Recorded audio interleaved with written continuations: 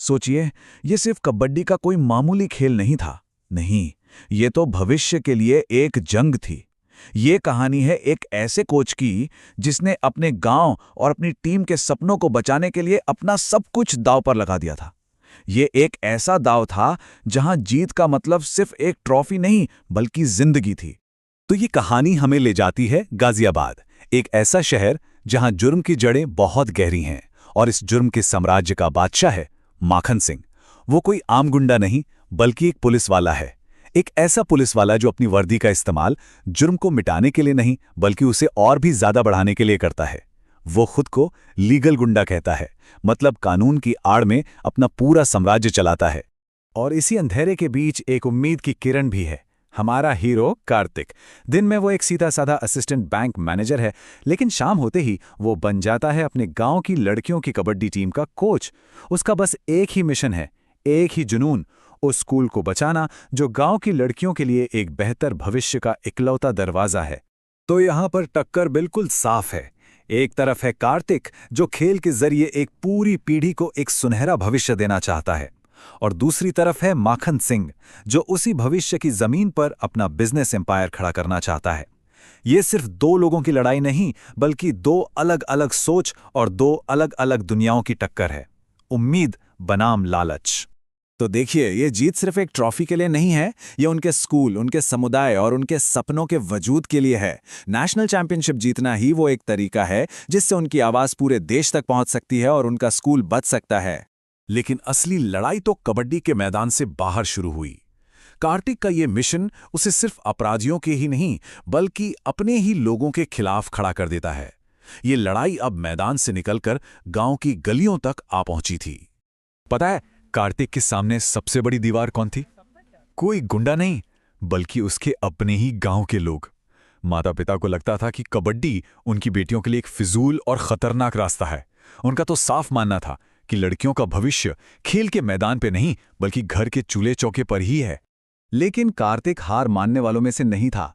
उसने सीधा उन माता पिता से सवाल किया, क्या लड़कियों की जिंदगी सिर्फ शादी और घर के कामों तक ही सिमट कर रह जाएगी? उसने उन्हें स्पोर्ट्स कोटे से मिलने वाली नौकरियों और एक इज्जतदार जिंदगी का सपना दिखाया, और धीरे धीरे उसकी बातों ने उन माता पिता का भी दिल जीत लिया जो अपनी बेटियों के लिए बड़ा सपना देखने से डर रहे थे। और आखिरकार टीम को एक बड़ी जीत मिली। उन्होंने नेशनल कबड्डी कंपटीशन के लिए क्वालिफाई कर लिया। लेकिन जैसे ही उनकी बस राजधानी दिल्ली की तरफ बढ़ी, उन्हें इस बात का जरा भी अंदाजा नहीं था कि उनकी सबसे बड़ी और सबसे खतरनाक चुनौती कबड्डी के मैदान पर नहीं बल्कि उसके बाहर इंतजार कर रही थी। और फिर कहानी ने एक ऐसा भयानक मोड़ लिया जिसकी किसी ने कल्पना भी नहीं की थी। अब तक जो लड़ाई स्कूल को बचाने की थी वो अचानक जिंदगी को बचाने की जंग बन गई। दांव अब पहले से कहीं ज्यादा ऊंचे और जानलेवा हो चुके थे। सोचिए जरा, टीम सपनों से भरी आंखों के साथ टूर्नामेंट के लिए दिल्ली पहुंचती है, और फिर पूरी की पूरी टीम बिना किसी सुराग के गायब हो जाती है। वो कहां गईं? उनके साथ क्या हुआ? और तभी कार्तिक को एक फोन आता है जो उसकी दुनिया हिलाकर रख देता है। फोन के दूसरी तरफ माखन सिंह की आवाज थी। ये मामला अब सिर्फ जमीन का नहीं था, ये था बदला। असल में कार्तिक के जीजा जो एक ईमानदार पुलिस अफसर थे, उन्होंने माखन सिंह को जेल भिजवाया था और अब उसी का बदला लेने के लिए पूरी टीम उसकी कैद में थी। माखन सिंह ने कार्तिक के सामने एक ऐसी भयानक शर्त रखी जिसके बारे में कोई सोच भी नहीं सकता। उसने कहा, अपनी टीम को जिंदा देखना है तो अपने जीजा को मार दो, और हां, अगर पुलिस को बताया तो सारी लड़कियां मारी जाएंगी। कार्तिक एक ऐसे जाल में फंस गया था जहां से निकलना नामुमकिन था। तो अब शुरू होती है वक्त के खिलाफ एक बेचैन कर देने वाली दौड़। एक तरफ फाइनल मैच का काउंटडाउन चल रहा था और दूसरी तरफ एक बड़ी त्रासदी का खतरा मंडरा रहा था।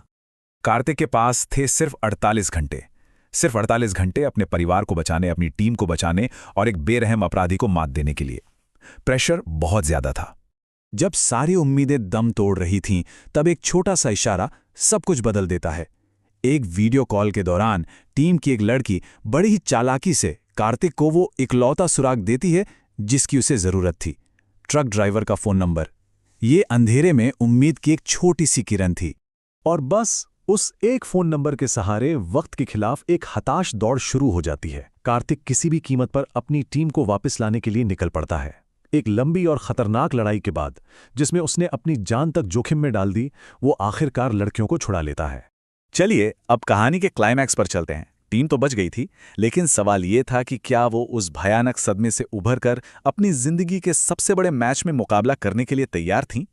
फाइनल मैच शुरू होने से बस कुछ सेकंड पहले टीम भागते भागते मैदान पर पहुंचती है।